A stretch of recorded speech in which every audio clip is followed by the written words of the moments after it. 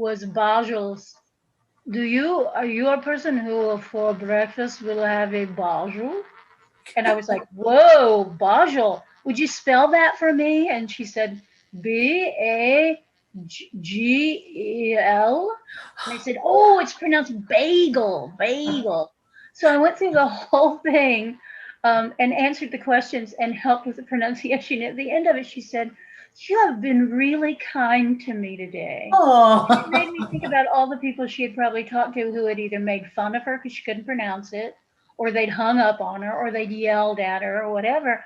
But I just thought it was fun. And Bagel was very interesting because if you look at it, that's the way. I mean, English is such a crazy language anyway. English is crazy, And that sounds so sophisticated, doesn't it? Would you have for breakfast perhaps a Bagel?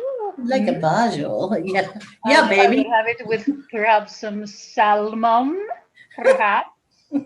Anyway, she was very sweet, and I loved doing that.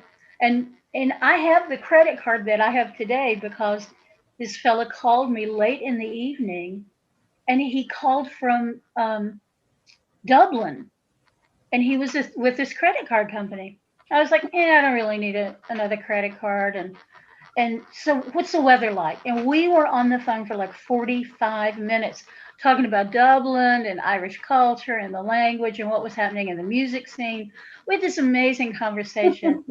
and I said, I've kept you on the phone so long. I feel like, why don't you just go ahead and sign me up for that credit card? And he said, no, it's been my pleasure to talk to you and to talk to somebody who really loves Dublin as much as I do and all this stuff. But I still ended up with the credit card. But I got it just because we had such a great conversation. That's awesome. Never underestimate the power of a good conversation. Yeah. And you get to, I mean, I'm not Irish, but I'm Irish descended. You get two Irish people together and man, we just don't stop talking. Yeah, now I've never experienced that with you. Never, not once. About not talking? Oh, no. I'm a talker, all right. Yes, you are. Boy, I tell you what, now I enjoyed talking with Judy Rhodes last week. You're going to have to go. Wasn't that very fine? Yep, I'm going to take you up on her mountain one of these days here. And we're about ready to bust out. It's spring all over, but I'm still being pretty cautious right now. How about you? Well, that's good because I mean you had it. You had the dreaded disease. So I'm being cautious too. I put on social media today about yesterday I gave my friend Lynn McElroy a big old hug. But both of us have been vaccinated. We're both past our 2-week point. And she had offered me a new rain barrel, and we went out to get it. And I saw her, and we were about to do that elbow thing, and I just went, oh, to hell with it. Come here, youngin'. We had a big old hug. It was good. It was very good. Yep. Well, I am taking my mom Friday to get her hair cut. Oh, boy. And she can't wait. I can't blame her. She claims to get headaches because her hair is so long. I'm getting a headache because my hair is so long. Really how long? Her hair's not as long as yours, and you still get headaches. Oh, her hair is short, but she prefers to keep it really short. Yeah. And, yeah. When she worked, she kept it really super. Actually, she's kept it really short all her life. And she just likes that. And she said, how do you walk around with your hair like that? I don't understand. And I said, I can't stand to have my hair cut. Wears her out. Whew. Yeah, I cannot stand when I have my hair cut. Since I was a kid, I can't stand it. They cut my hair the first time and I cried and cried and cried. Oh. Yep, and they never tried again. So, and I remember my granny telling me, don't let them make you cut your hair. If I'm gone, don't let them make you cut your hair if you don't want to. That was my dad's mom. So, yeah. Well, a woman's hair is her crowning glory. Oh boy, now that's something I haven't heard in years. That's from scripture. It is, and it used to be something that people said from time to time. Mm-hmm. Yeah, that's why women didn't cut their hair. A lot of women still don't cut their hair because of that. People used to mistake me for a Mennonite sometimes at the hotel because of our uniforms. And towards the end of my reign, I quit wearing makeup for the most part. And people would see me and I'd have this long hair and I'm plain and I'm in a gray uniform and they'd ask me if I was a Mennonite. And I'm like, no, I'm not. Yes, I am a Mennonite. So you behave around here. Did you know that Mennonites are people who collect money from everyone else? Have some money. Have some money and give it to me. Yeah, I wouldn't doubt it. But I'm just kidding. Mennonites don't do that. We have to apologize for all our humor anymore because somebody is going to be offended at basically everything we say anymore.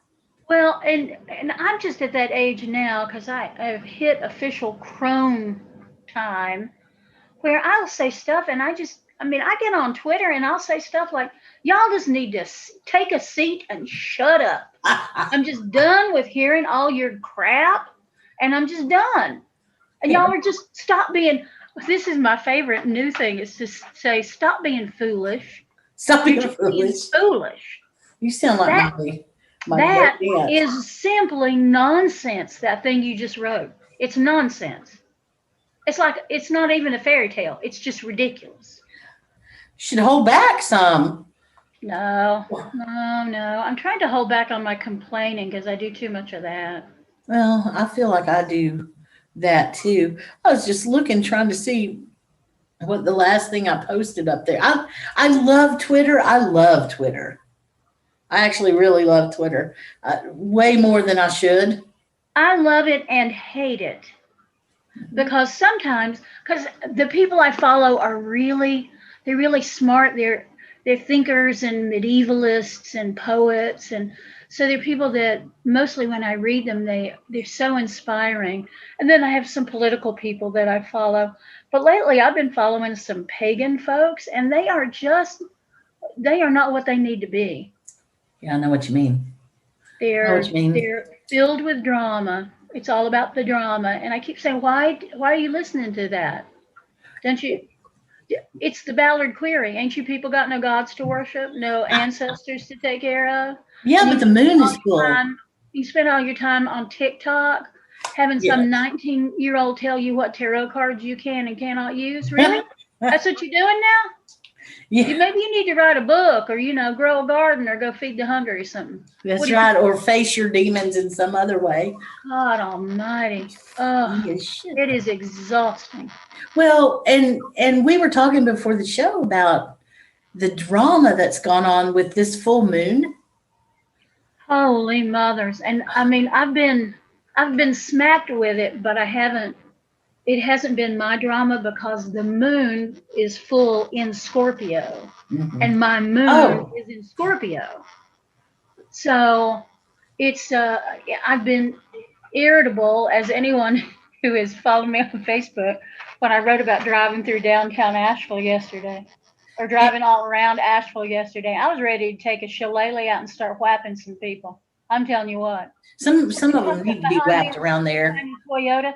They start riding my ass, and I'm in my little tiny Toyota, and I'm already going 10 miles over the speed limit on some little windy ass road. But there's somebody in some big old giant vehicle called Excalibur or Hallelujah or some, giant gas guzzling piece of tin, and they've got to get to the brewery, man. I got to get out to the mountains. I got to get driving up on the Blue Ridge Parkway. Come on, lady, get out of my way, get out of my way. And I'm like, you do not want to mess with this little woman. I've got a damn shillelagh right here, and I will get out of my car. And first I'm going to do your headlights on my way to your windshield, on my way to the driver's side window. So I wouldn't if I was you. Why is it that I don't know if you do it every time, but I know I do when I get really mad, I want to break a window.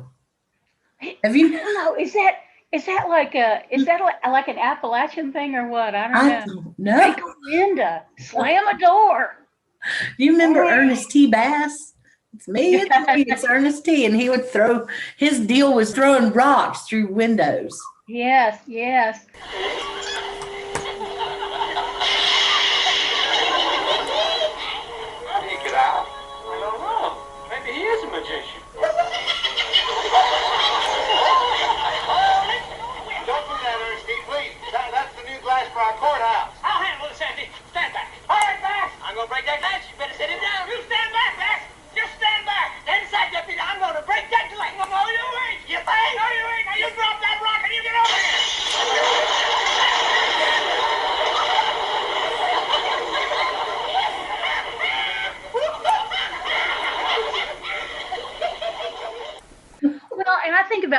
did that country song about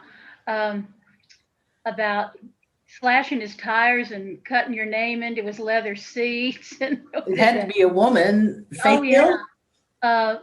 Golly, somebody will know it. I could look it up, I guess. Is it a vintage? Is it an old song or a new one? Oh, I don't know, maybe 10 years old, not too old. It's not a vintage country song. Yeah, all the ones that I like are vintage now. I don't even care. I'm vintage myself. Hey, but you know, I want to. It's the one that goes, I took a Louisville Slugger to both headlights. Oh, well, I don't know. Carved my name into his leather seats. That's what happens with brother. I carved my name into his leather seats. I took a Louisville Slugger to both headlights. Slashed a hole in all 4 tires. Maybe next time he'll think before he cheats. And I was in a convenience store probably 5 years ago, and I just gotten gas, and I had come in to get the receipt. And that song came on the radio, and this convenience store was full of like middle-aged women. Yeah. And we all started singing that. Because everybody knew all the words to it. That's funny. Okay, I took a Louisville Slugger to both headlights. It's Carrie Underwood. Oh. And it's called Before He Cheats, official video. Okay, Before He Cheats. That'll go up there. Oh, golly. It is just one of those songs. And it's all about, I mean, she smashes his headlights and scrawls across his paint job. And he's inside some honky tonk with another woman. And she is just messing up his ride. Big time.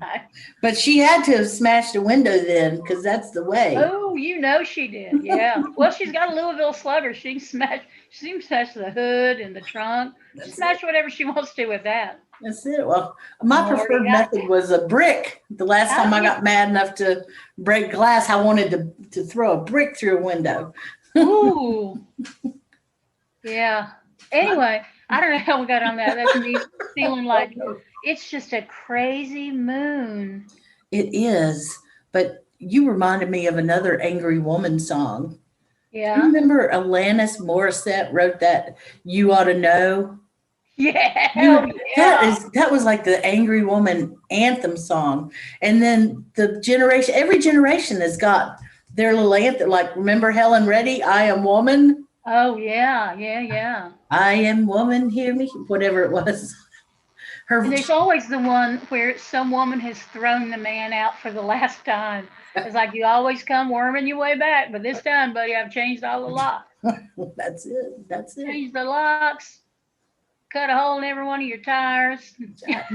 Next time, don't do that on a full moon. Yeah, exactly.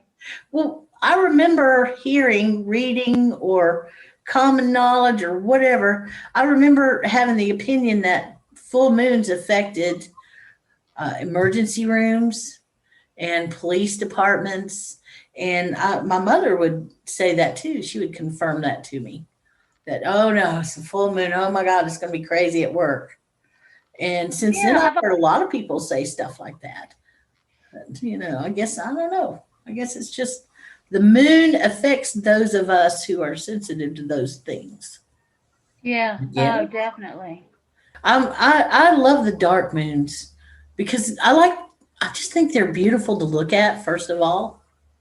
And I just like the energy of them. I don't know if like is the exact word, but I respond to it. I think it's the word. It feels correct. I remember falling asleep under these moons, watching them cycle through their phases through the years. And just fascinating stuff. Yeah. I think the moon was a lot more important in average daily knowledge. The average person back in the day was more cognizant of the moon and the phases of the moon than they are now. And you know why? Because they weren't on Facebook and Twitter and Instagram and Reddit. So they could get their ass out of a chair and go outside and look at the sky. That's why. Yeah. Unless I'm too sick, I look at the sky every night of my life. Yeah, me too. Me too. I just love But it. I like it when it's dark moon because the stars are seem so much brighter. That's But I like full moon too. Like you, I always get good rest at full moon. yeah. I'm not somebody that gets agitated at it normally. And then this past full moon, I had that weird thing on Sunday where I slept really well Saturday night, and then Sunday I took a 5 hour nap, and I had muscle pains and aches and a little fever, Huh. a little bit of headache. And somebody said, "Well, that sounds like you had a reaction to your second vaccination." I said, "But I had that like 8 days earlier." And they said, "Oh no, it can happen. It can happen much later than 2 or 3 days." So I don't know what it was, but it knocked me flat. Slept for 5 hours during the Wow. day, and then slept for about 8 or 9 hours Sunday night. That ought to do you for a few years. Think so, but I woke up this morning. I had like 6.5 hours sleep, and I thought, just 2 more hours. That would be perfect. I sleep this. I generally get up right about when I want to, and I don't know why that is. It's just something. And my father could do that too. He would just decide when he wanted to wake up, and he would wake up right then. Yeah, I do that too when I'm traveling and I've got to get a plane at but o'clock in the morning out of the Asheville airport. I don't even set the alarm. I just go, I'm gonna have to get up at 3:30 then, and I wake up like 3:20. Nice. Yeah, I've got a good inner clock. I generally wake up at 7 o'clock in the morning. Mm-hmm. Isn't that weird? No, I And think then that's pretty normal. I had an experiment when I first got, working life was kind of ruled by a clock. And so Yeah. when I got out of it and I kind of was my own boss, I had an experiment for a while where I didn't wake up with a clock at all. And I found that I would wake up naturally about 7:30 or 8, but it would depend on the season. So I guess I'll just wake up with Yeah. the sun.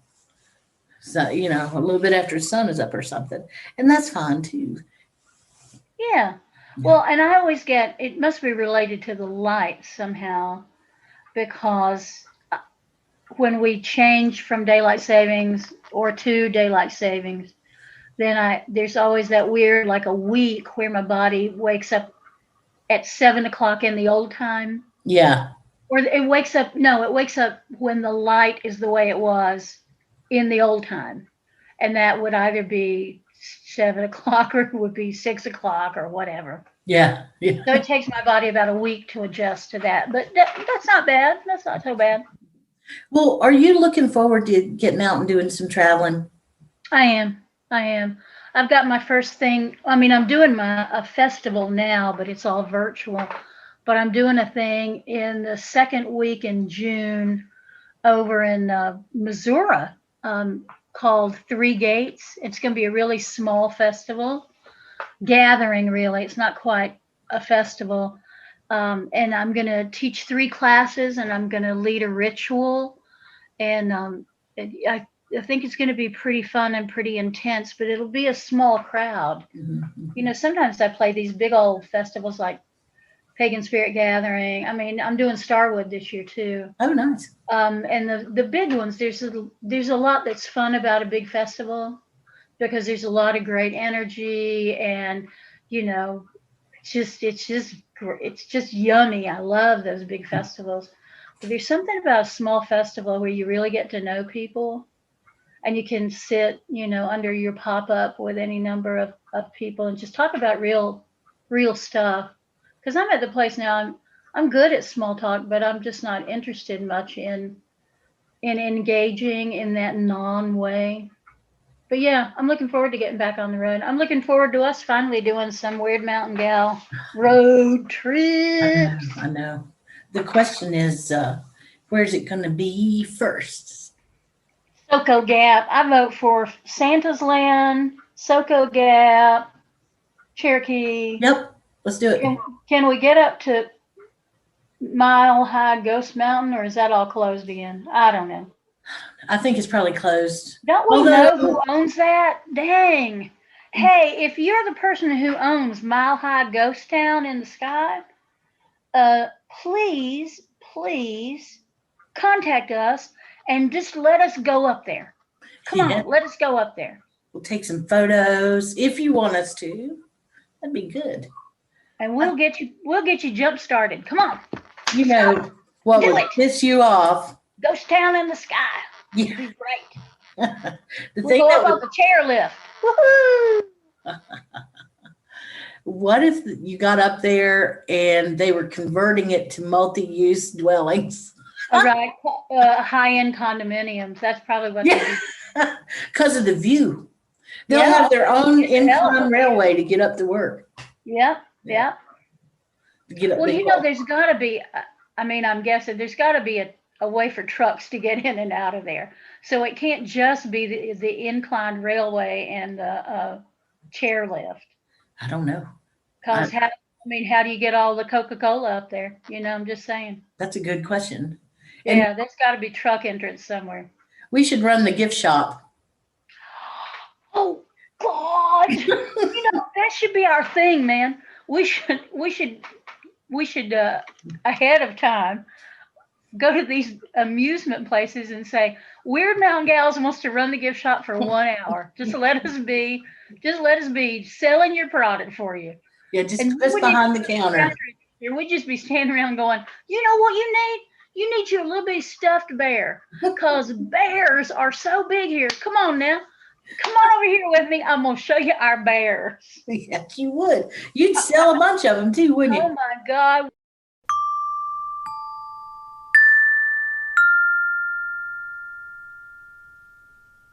So, Byron. Yes, sir? In the process of trying to do my research and learn about the cards and getting them customized and the whole process of it, I cannot tell you all the weird, cool cards that I've seen. But I also can tell you that out of all the weird, cool cards I've seen, I actually think ours are going to be maybe the weirdest and the coolest. I'm not just saying that.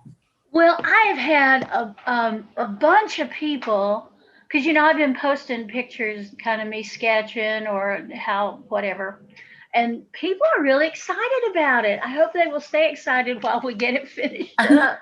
I know. Well, we should find a way to have something special for everybody. Don't you think? I don't know. I think so too. I don't know.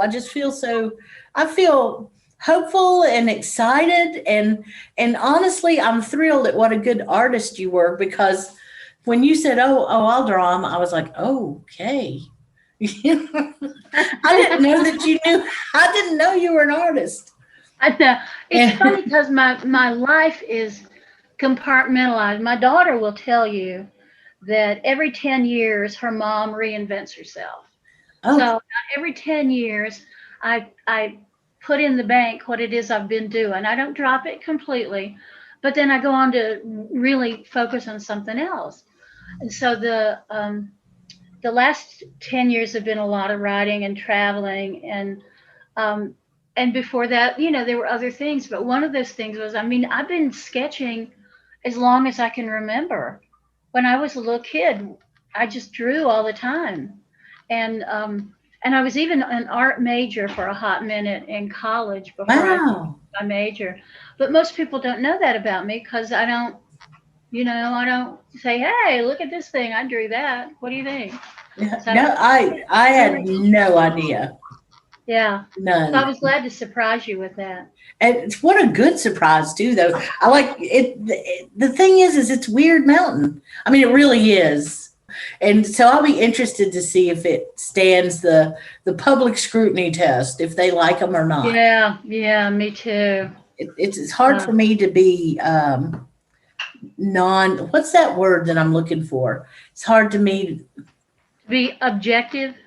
It's hard for me to be non-objective or objective. Objective. Because I'm right in the middle of the process. Yep. And I you know how I feel about Wyrd Mountain. And I've never had a place in my life that I loved like this place. True. Yeah. And there's just something about it. And so knowing you, and you're kind of picky about stuff. You wouldn't want a product to go out about Wyrd Mountain, because you're even more attached to Wyrd Mountain than I could ever be, you see. So the fact that you're a good artist and you're able to do that is cool. I really thought I was going to end up, trying to do it myself. And I was happy to. I just remember your reaction was so funny. It was like, wait a minute, you are going to design these cars? I mean, you didn't say it quite like that, but that was kind of the feeling about like, I'm pretty dubious about this. I don't know, lady. Well, I was going to wait and see what happened. I would tell you if I didn't like them or something. I would tell you. Well, and we want our listeners to know too that we've not yet thrown away the thought of doing a Kickstarter, but I'd like to wait and make that decision when I get to the halfway point of designing the cards. Yeah. So right now, 10 of them are pretty solidly roughed in. They are designed and laid out and all that. When I get to 12 of them, which is half of the 24, then I think you and I need to have a good hard conversation and go, well, I guess we're really going to do this thing. So maybe we want to. And the whole point of the Kickstarter for me is all about getting people excited about these cards. Yeah. And excited about Wyrd Mountain. So we'll see how that all works out. I dare say that if people knew more about Wyrd Mountain, they'd be as fascinated with it as I am. Yeah. Well, and once people can visit and travel, then we can do kind of limited edition Wyrd Mountain porch party, Wyrd Mountain tea party, that kind of stuff.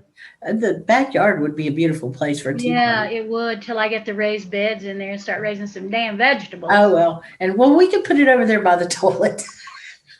That toilet's going in the front yard, my friend. Oh, yeah. The neighbors are going to love. Well, the neighbors, you know what the neighbors can do? Yes, I do. Yes, go ahead and point me right outside the door. So until their cats and their dogs stay off my property and don't poop in my backyard, then they don't have really much to say, do they? Not really. As long as I'm not making a lot of noise and disturbing people, disturbing the peace. Whatever. Yeah. Anyway. I know. What can you say? You're a good neighbor. I'd be willing to bet. I'm a quiet neighbor. Yeah. I mean, for some people it's uncomfortable to have a witch neighbor, but that's just because they're not used to having one. No. Had a witch neighbor, they'd get like fresh vegetables and poultices when they weren't feeling good, and just a little bit of spring tonic and maybe a tincture. I was going to say maybe a little elderberry or something. Although you didn't do the elderberry this year, did you? Oh, yes, I did. Did you? I did. I've got a gallon of elderberry tincture that is tinctured in traditional Appalachian alcohol. Oh. As you know, because you were the middleman for that purchase. That sweet purchase. Yes. Yep. So, yes, I have elderberry, but, it has been, half the herbalists said it was contraindicated for COVID, that it could give you that, whatever it is, plasticine storm, that pirate. Oh, that cytogen storm or whatever. That one, yes, exactly. Ooh, I keep calling it a pyroclastic flow. I know that's really what happens with volcanoes, not with when your lungs collapse. But anyway, so I've still got a lot of elderberry tincture, but it'll be fine next year. And especially considering what it's tinctured in. Quite the preservative, the ultimate preservative. Quite the preservative. I might just start drinking it for fun. The tincture. Well, you might as well. I wonder if that would make a difference. Well, if you're vaccinated or not. I don't know. Who knows? I mean, we don't know much about any of this, do we? No, I've often in the last few months sat there, talked with my grannies in my mind, or talked to them, however you want to say it. And my thought has been, I've had two thoughts. And one is, man, I wish that I could hear their thoughts on the current political situation and climate in the United States, because I feel like they would find a way to set me straight, or set me back on this path where I feel a little more at ease with things, but I don't right now. And I know that they'd be fascinated with it too, and then the other one was, what would their opinions be about this whole COVID mess? Yeah. Well, I mean, and I love the idea that Granny's in your head. We were talking today about all the changes in Asheville, and I was wondering about the people who were here when they took down the Battery Park Hill and the original Battery Park Hotel, and they used the dirt from the hill to fill in the ravine that became Cox Avenue and South Slope. And I wondered if people then were like, well, I just don't know what's going on with this town. You remember how pretty that hotel was up on the hill? And that hill was just such a nice vantage point to look out over Bowcatcher Mountain. I just swear this place is going to the dogs. And what are they going to do down filling in that ravine? Blah, blah, blah, blah. And I'm sure every time there's been a big change in this town, people have reacted not very well. And sometimes for a good reason. That dirt that they filled in on Cox Avenue, and it went down also on that road that goes further south below Cox Avenue there. I forget the name of it, but they buried a lot of people there. Did you know that? They had to relocate some bodies, and they relocated the bodies there, and they had all of this new dirt. It was not as compacted as the original dirt would have been. And from what I understand, they got a huge batch of black flies because of it. And it's stuck. And they offered huge. And it was such a terrible thing in the town. And it was so pervasive. It was everywhere that they were offering people money for every fly that you caught. I hadn't heard that. Golly, that's pretty good. And they had kids who were out there making money by going to people's houses and catching these flies, and then they turn them in, they get this money back. And pretty soon the adults got in on the act and they quit doing it. But from what I understand, it substantially reduced the flies because everybody wanted to make some money, and they'd just go around and catch these flies and throw them in these paper bags. Oh, yeah, can't you see it? I tell you. That's our town for you, though. I mean, I can't imagine. I guess in a way that's pretty innovative, but. Well, yeah, I mean, if that's what's going to get you to get rid of the fly problem, I guess that's it. Yeah. Well, and you and I were both alive when they cut through the open cut to avoid Tunnel Road, and what a nightmare that was. The open wound. Yeah. The open wound. I'll never forget how sad that was. And I agree that traffic needs to have a place to go, but damn. Well, I can remember my cousin. God, this would have been probably in the 70s, I guess. Maybe the late 60s. She got a speeding ticket on Tunnel Road because she was doing like 48 in a 25 or something like that. And the big joke was, how could anybody speed on Tunnel Road? Because before that open cut, it was bumper to bumper, and it moved about 3 miles an hour.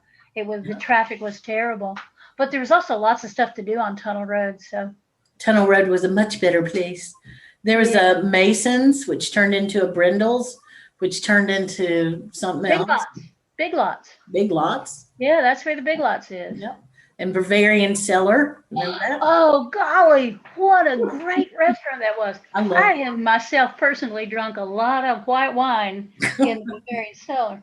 Probably you and a lot of other people. Now, I would think anything there, but whole lot of crazy rednecks.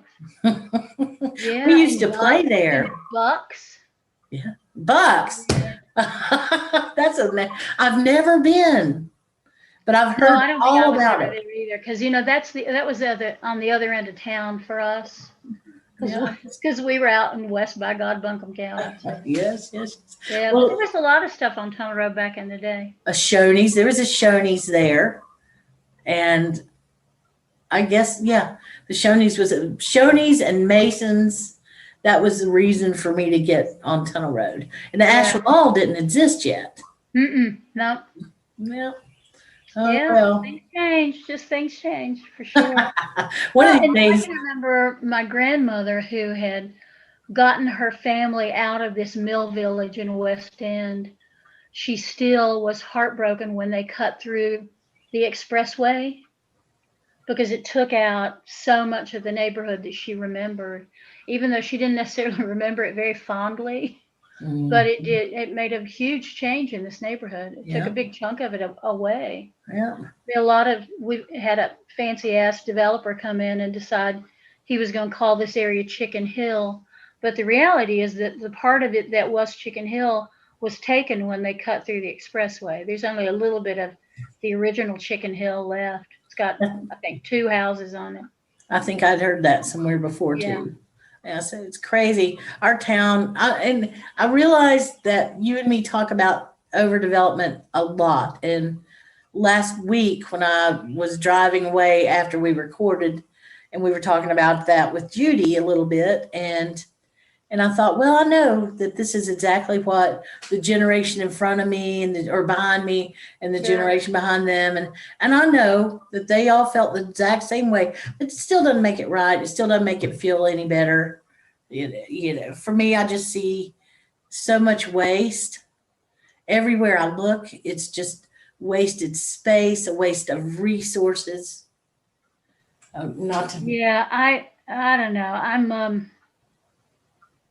I'm upset sometimes when I see a building that I know went up 5 or 6 years ago, and it is somehow cheaper to knock it down and rebuild something very similar than it is to go in and revamp it or rehab it. And it's not a field I'm familiar with, but things can be saved. They have more than just their face value, I think. Well, but I'm also not a developer. So I'm not trying to squeeze every last penny I can out of whatever the land will bring or the building will bring. And so I've got to cut all of my expenses as tight as I can. You're charitable right now towards the developers. No, I'm not, because I hate every damn one of them. I was going to say, I just don't. I think they're motivated by too much greed. I don't think that that's anything new, and I'm despair of being able to do anything about it. No, in fact, I'm pretty much resigned to. There's not anything I can do about it. That's terrible. That's awful. It's awful because we love this place. Both of us do. And I hate seeing it, but what are we going to do? Restrict breeding for generations? No, I mean, there are things we could do. There are things that without the Chamber of Commerce that we have and without the elected officials that we have, we could have made some different decisions, but we didn't. We didn't. We did a few things right as a city, but they've had some questionable ends. I mean, when the Depression came around in 30, I guess, 31, 32, 29, whatever, when the Depression came around, many cities, it's my understanding, went bankrupt and did not pay the federal government back for some loans and so on, and lost some buildings. And Asheville was one of the few cities that actually paid their debt back. But the way that they did it was by not building new buildings. So that's why we have Charlotte looking like it does. That's why we have Atlanta looking like it does. And that's because as time went on, they couldn't wait to just replace their buildings, and they had more money to do it than we did. So Asheville had to have those old, outdated Art Deco buildings, which we now realize are beautiful and make the city unique. Yeah. So I don't know how we got on that subject, but yeah, developers suck. The gals went on and talk about developers for, well, let's just say it was a long time. They told me to tell you how much they appreciate you listening, and they look forward to hearing from you soon. Until next time, stay weird, y'all. Hey, thank you for spending your time with us here at Weird Mountain Gals. We sure do appreciate it. You know, I know time is the most important thing we have. So I promise that if you take your time to listen to us, we'll take our time to continue to be weird. Many thanks to Sunslice Records for all the help. We couldn't do it without you, Craig. Check out our social media for information, community, or a few laughs. WYRD Mountain Gals.